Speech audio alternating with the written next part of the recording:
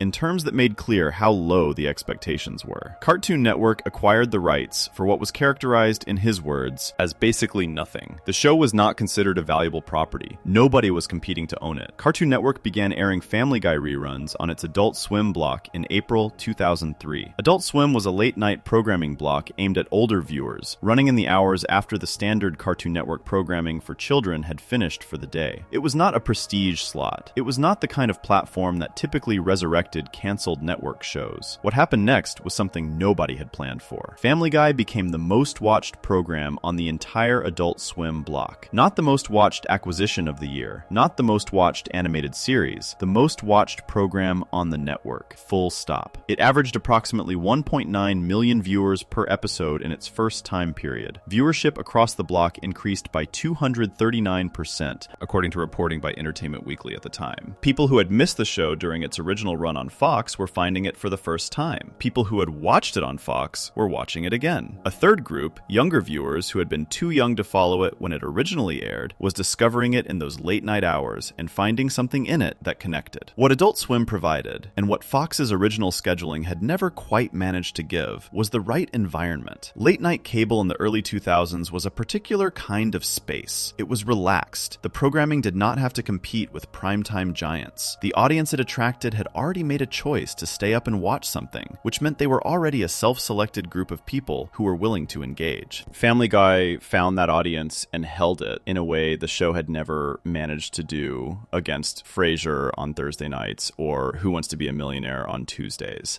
The scheduling war that had made the original run look like a failure turned out to be the wrong measure entirely. The show had not failed to build an audience. It had been placed in environments where that audience could not coalesce around it. At roughly the same time, Fox released the first and second seasons of Family Guy on DVD. The first season came out in April 2003. The expectation for a canceled animated comedy from a network that had walked away from it twice was modest. What actually happened was not modest at all. The first and second season sets together sold 2.2 million copies. That made them the best-selling television DVD release of 2003. The only television DVD set that outsold them that year was the first season of Chappelle's Show, and even that margin was was not vast. People were not just watching the reruns on Adult Swim late at night. They were going to stores and buying the physical discs and keeping them and rewatching the episodes and sharing them with friends who had never seen the show before. The second season, set on its own, sold over 1 million copies. When the cumulative sales figure crossed 3 million, something at Fox began to shift. These numbers were not abstract. They were a different kind of signal than anything the Nielsen ratings had been generating, and they told a different story. The rating system measured one specific behavior: watching the show live at the moment of broadcast, and had found that behavior too rare to justify keeping the show alive. The DVD sales measured a completely different behavior: spending money on a canceled program months or years after the original broadcast, and found that behavior happening at a scale that placed Family Guy among the most commercially valuable television properties of the year. The two measurements were tracking the same show and arriving at opposite conclusions about whether it had an audience. The network that had canceled the show twice, that had sold its rerun rights for essentially nothing, that had removed it from the fall lineup without much ceremony, began looking at those numbers and drawing conclusions. The conclusion was that the audience, which had not been showing up in the live ratings during the original broadcasts, had always been there. The show had not failed to find an audience. The audience had simply not been watching at the specific moment Fox was measuring. They were watching later. They were watching in reruns. They were watching on disc. And those viewers were real. The decision to revive Family Guy was announced in 2004. A fourth season would be produced. When it came to scheduling, Fox made a deliberate choice this time. The returning show was placed on Sunday nights, immediately following The Simpsons, which was the most sheltered and audience-friendly position available on the network's schedule. There would be no Thursday nights against Frasier this time, no Tuesday nights against a juggernaut game show. The show was being given a genuine runway. There was also a practical acknowledgement embedded in that scheduling decision that the network could not quite say aloud, but was clearly thinking. If the show had generated 11.85 million viewers for its return premiere, which it eventually did on May 1st, 2005, that would represent an audience roughly comparable to what the first season had drawn before the scheduling chaos began. The difference was that this time, the audience knew it was there, Fox knew it was there, and both sides had been through enough to understand that protecting the time slot was worth doing. The premiere of North by North Quahog confirmed everything the DVD sales and Adult Swim numbers had been suggesting. The audience was there. It had always been there. No show had ever come back from cancellation primarily because of DVD sales before. The specific mechanism of physical disc purchases convincing a broadcast network to reverse a cancellation was genuinely new. Family Guy did not just survive its own ending. It changed, in a small but genuine way, how the industry thought about the relationship between a program and its audience, about where viewership lives and how it gets counted. The rules had shifted. And the show that rewrote them was the same show that a major network had sold off for almost nothing 3 years earlier. There is something in that arc that goes beyond the television business. Something about what happens when a group of people who care about something simply refuse to let the official verdict stand. The people who bought those DVDs were not running a campaign. They were not organized. They were individuals making private purchasing decisions in stores and online, and the cumulative weight of those decisions added up to something that a network could not ignore. That is an unusual kind of power, and Family Guy is one of the clearest examples of what it can produce. MacFarlane himself has spoken about the cancellation years with a directness that is worth noting. He has said the breaks probably helped, that animated productions rarely get a rest, that a fatigued writing staff tends to show its tiredness on screen, and that the time away may have done the show some good. Whether that is the full picture or simply the most generous reading of a difficult period is something each viewer can decide for themselves. What is not in dispute is what the comeback produced. Family Guy returned in 2005 and has not stopped since. Before we move on, if you're enjoying this analysis, please consider subscribing. It helps the channel tremendously. Section 2 told the story of two cancellations and a comeback that nobody in the industry had a framework for, built on disc sales and late-night cable reruns, rather than anything the standard rating system knew how to count. Section 3 moves behind the microphone, into the recording booth, and into one of the most unusual production setups in the history of animated television. Section 3, the man behind every voice. Most television shows divide their work across many people. The writer writes, the director directs, the actors come in, deliver their lines, and go home. The roles are separate, and the responsibilities are distributed. Family Guy has always operated differently. And the reason for that is Seth MacFarlane, who does not simply run the show, but also voices 4 of its main characters simultaneously, often within a single recording session, often within a single scene, switching between completely distinct personalities so rapidly that the people who work alongside him have described watching him do it as something close to disbelief. Peter Griffin, Stewie Griffin, Brian Griffin, Glenn Quagmire. 4 characters, 1 person, all in the same room at the same time, without any of the separation it might seem necessary for voices that sound so entirely unlike each other. Understanding how this works and where each of those voices came from is one of the more genuinely interesting production stories in the history of animated television. It is also a story about something less obvious, about how a show's identity lives inside specific vocal choices, and about how differently everything might have sounded if any one of those choices had gone another way. Start with Peter, because Peter is in many ways the origin of everything. The voice did not come from imagination. It came from a real person, a man who worked as a security guard at the Rhode Island School of Design during the years McFarlane was studying there. In an interview with the Paley Center for Media, McFarlane described this man by saying, "There was a security guard who worked at the college with a big, thick Rhode Island accent, and that everything was said at a certain volume with absolutely no self-editing whatsoever." McFarlane and his fellow students would hear this man speak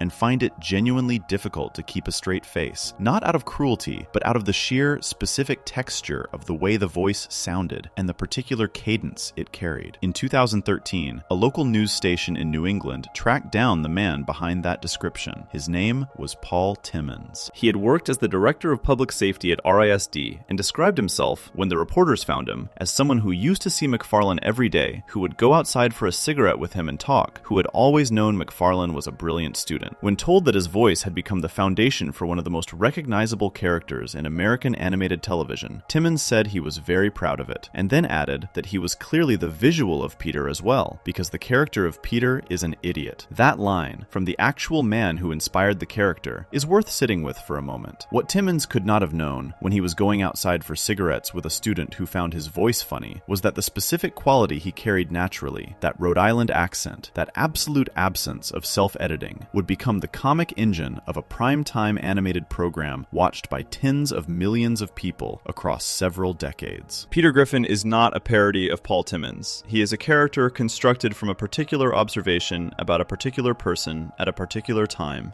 and then built outward into something that resonated with an enormous audience because it captured something recognizable about a certain kind of American man. The observation was specific. The resonance turned out to be wide. Brian Griffin came from a different place entirely. Brian is, by McFarlane's own account, the character closest to his own sensibility. Brian speaks in McFarlane's natural voice, carries McFarlane's political views, shares McFarlane's literary aspirations, and fails in many of the ways McFarlane has suggested in interviews that he finds personally familiar. Brian is not a performance in the way that Peter is a performance. Brian is McFarlane with the filter removed, in the body of a dog, which is perhaps the most honest way to describe what the character actually represents in the architecture of the show. The casting of Brian's voice was not automatic. McFarlane eventually voiced the character himself, but before that decision was made, the role was auditioned out. Other actors came in and read for it. One of them was William H. Macy, who at the time was a well-regarded stage and film actor with real experience in voice work. McFarlane has recounted in interviews that Macy's audition was good, that his effort was satisfactory, but that the character eventually came back to McFarlane's own voice. One reported reason was financial. Another was that McFarlane simply felt, after hearing the alternatives, that Brian needed to sound like him. The show needed that particular quality of voice in that particular character, and nobody else in the audition process provided it in quite the right way. McFarlane has said publicly that he made a bad call in not casting Macy, which is a self-deprecating admission that the decision was closer than it might appear in retrospect. The interesting thing about that admission is what it implies about Brian's relationship to the show as a whole. If Macy had voiced Brian, the character would have been played by someone external to the show's creative center, someone interpreting a role rather than speaking from the inside of it. The Brian that exists on screen is, in a meaningful sense, the most autobiographical character in Family Guy. He drinks too much, he considers himself a writer of serious ambitions and produces work that falls short of those ambitions consistently. He holds political opinions with more confidence than his understanding of political reality fully justifies. He is intelligent enough to be frustrating and emotionally limited enough to be sympathetic. McFarlane using his own natural speaking voice for that character is not incidental. It is the whole point of the character. Stewie Griffin is the character that required the most deliberate construction. The voice is a cultivated British accent, precise and slightly slightly theatrical, placed in the mouth of a 1-year-old infant who speaks in complete sentences, references historical figures, and spends a significant portion of his time in the early seasons attempting to kill his own mother. The combination of that voice with that intent was the comic engine of the character from the beginning, and the contrast between what Stewie sounds like and what Stewie is doing has never entirely stopped being strange, even for longtime viewers who have grown accustomed to it. Stewie's character evolved significantly across the show's run in ways that the voice had to accommodate. In the early seasons, the homicidal plot against Lois was played fairly straight as a recurring dark joke. As the show developed and the character's relationship with Brian deepened into one of the program's most emotionally complex dynamics, Stewie's register shifted. The voice stayed constant, but what it was delivering changed, moving from villain parody into something more nuanced that included vulnerability, loneliness, and a specifically adolescent quality of longing disguised as superiority. McFarlane has continued to maintain the accent and the precision of the delivery across that evolution, which is its own kind of technical achievement. Glenn Quagmire's voice came from a different era entirely. McFarlane has described the inspiration as the voices of radio announcers and entertainers from the 1940s and 1950s, a particular mid-century American cadence that had its own rhythms and its own energy. Quagmire speaks faster than most of the other characters, and that speed is part of the character's identity, a restlessness built into the delivery that matches the personality the show has constructed around him. The voice carries a specific period quality that makes Quagmire sound slightly out of time, which is appropriate for a character whose attitudes toward women are explicitly presented as belonging to an era that has passed. What makes the whole arrangement genuinely remarkable is not simply that McFarlane can do all 4 voices, it is how he does them in practice. The casting directors for Family Guy, Christine Terry and Jackie Solito, gave an interview in 2021 in which they described what it was like to watch McFarlane record a scene that involved all 4 of his characters at once. Solito recalled sitting in on one of his recording sessions early in their tenure on the show, expecting to see a conventional process where each character would be recorded separately, one voice at a time. Instead, McFarlane sat down in the booth and performed the entire scene, jumping from character to character without stopping, without losing the distinctness of any single voice, without pausing to reset between personalities. Solito described the reaction as something like, "Is this normal?" Because it did not feel normal. It felt like watching something that most people in the profession simply cannot do. Terry added that in that session, McFarlane got through approximately 200 lines. Both casting directors agreed they had never heard anything like it in their professional lives. The speed and the precision were, in their telling, genuinely unprecedented in their experience of voice recording. What they were describing is not simply a technical skill, impressive as that skill is. It is a kind of cognitive flexibility that allows a single person to hold 4 distinct personalities simultaneously active and to move between them without losing any of them. In live action, that would require 4 different actors in a scene together. In Family Guy's recording booth, it requires 1 person and a microphone. There are other casting stories within the show's history that carry their own weight. Meg Griffin was not always Mila Kunis. In the original pilot episode, Meg was voiced by Rachel McFarlane, Seth's sister, in a very early version of the character. When the show was formally picked up and production began on the first season, the role went to Lacey Chabert, who was known at the time for her work on the Fox drama Party of Five. Chabert voiced Meg through the first season, but did not continue into the second. The reasons given publicly have always been amicable. Chabert has said she left of her own accord because she was still in school and was also committed to her work on Party of Five, and that the combination of obligations made it impossible to continue. McFarlane has confirmed that her departure was not contentious. Mila Kunis was 15 years old when she auditioned to replace Chabert. She was in the middle of her run on That 70s Show, which was airing on Fox at the time. McFarlane has described the audition moment that convinced him, a line reading where Meg calls Peter an idiot that, in his words, he just nailed the tone he had been looking for. Kunis has voiced Meg from the second season onward, which means she has been playing the character for the majority of the show's entire existence. She was cast as a teenager and has continued in the role into her adult career, a continuity that is itself unusual in American entertainment. The show eventually found a way to incorporate Chabert's departure into its own internal mythology. In the season 10 episode Back to the Pilot, Stewie and Brian travel back in time to the events of the very first episode, and archival recordings of Chabert's Meg are used. When Stewie hears her voice, he observes that she sounds like someone who is about to give up a huge opportunity. The show turned a casting change from a decade earlier into a joke about itself, which is a particular kind of self-awareness that only a long-running program has the history to attempt. The joke works precisely because the audience has spent years watching Kunis's Meg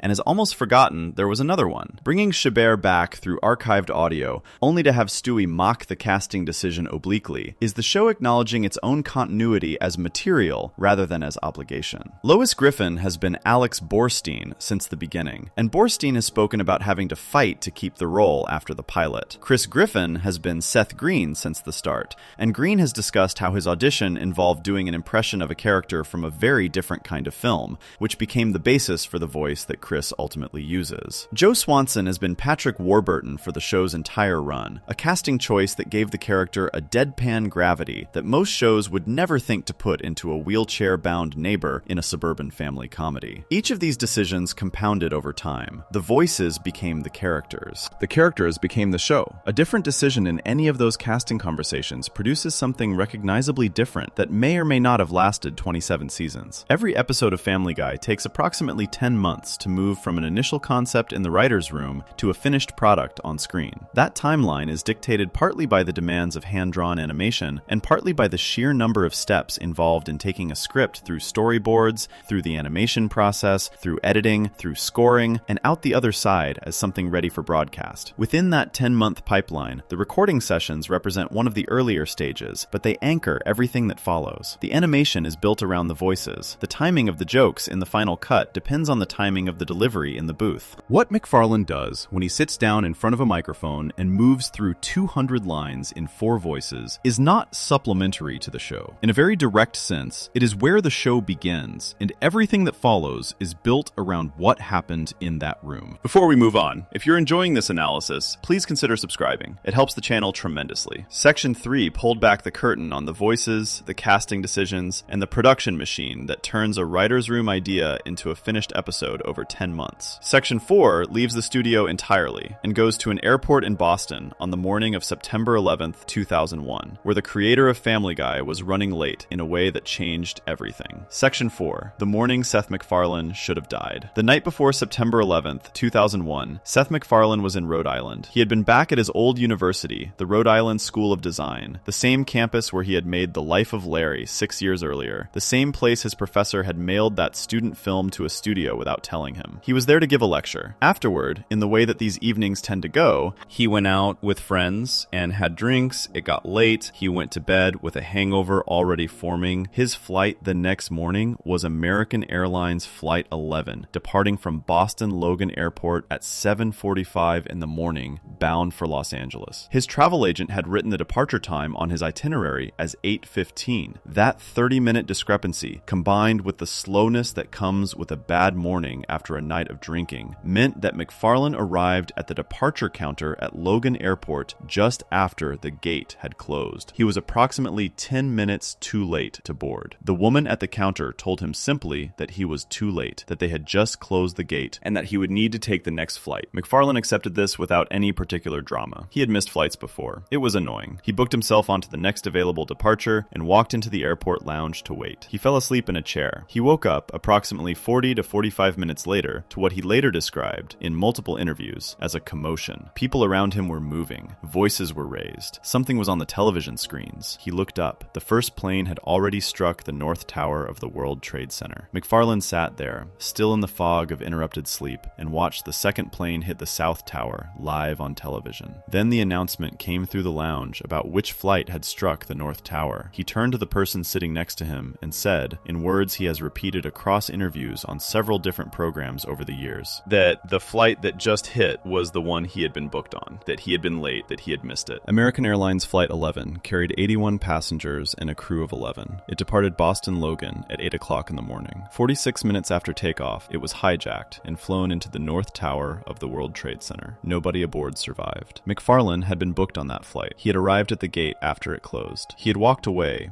irritated about a missed connection, found a chair, and fallen asleep. The gap between those two realities, the irritation of a missed flight and the fact of what that flight became, is one of the stranger things in this story to sit with. On most mornings, being 10 minutes late to a departure is an inconvenience. You rebook, you wait, you arrive slightly later than planned. The chain of events that transformed that 10-minute gap into something else entirely was not visible at at the moment it happened. McFarlane did not walk away from that counter knowing he had just avoided death. He walked away annoyed, the way any traveler would be, and went looking for somewhere to sit. What makes the sequence of events leading up to that moment worth examining in detail is precisely how ordinary every element of it was. He had gone to give a lecture at his alma mater. That is a normal thing for a successful person in their late 20s to do when their old university invites them. He had gone out afterward with people from the university. That is a normal thing to do after giving a lecture in the evening. He had drunk enough that the next morning was slow and uncomfortable. That is a normal consequence of a night that went later than planned. His travel agent had made a clerical error on an itinerary. That is a normal failure of the kind that travel agents make and travelers curse and everyone forgets about a week later. He had arrived at the counter 10 minutes after the gate closed. That is a normal outcome when a person starts their morning slower than expected. Every single element in the chain was something that happens to ordinary people on ordinary days. None of it was dramatic. None of it was unusual. The only thing that made it extraordinary was what happened 46 minutes after Flight 11 left the gate without him. Before he had settled into the lounge, he had called his assistant to let him know he was taking a different plane. That message was not received until approximately 20 minutes after the first plane struck. During those 20 minutes, the people who knew McFarlane was booked on Flight 11 had no way of knowing whether he was alive. His office in Los Angeles was aware of his travel plans. When news broke about which flight had hit the tower, people who worked with him had no confirmation he had missed it. The experience of those 20 minutes for the people in his office who were aware of his itinerary is something McFarlane has mentioned in passing in various accounts. They knew which flight he was booked on. They watched the news. They did not know. The message that he was safe came through eventually, but not immediately, and the gap between the news breaking and the confirmation arriving was its own specific kind of anguish for the people on the other end of it. McFarlane has described the drive back across the country with characteristic understatement, as someone making his way slowly toward a place where he could speak to the people who needed to know he was there. What is worth sitting with separately is the particular quality of that drive. Boston to Los Angeles is a journey of nearly 3,000 miles by road. The airports shut down across the country in the hours following the attacks,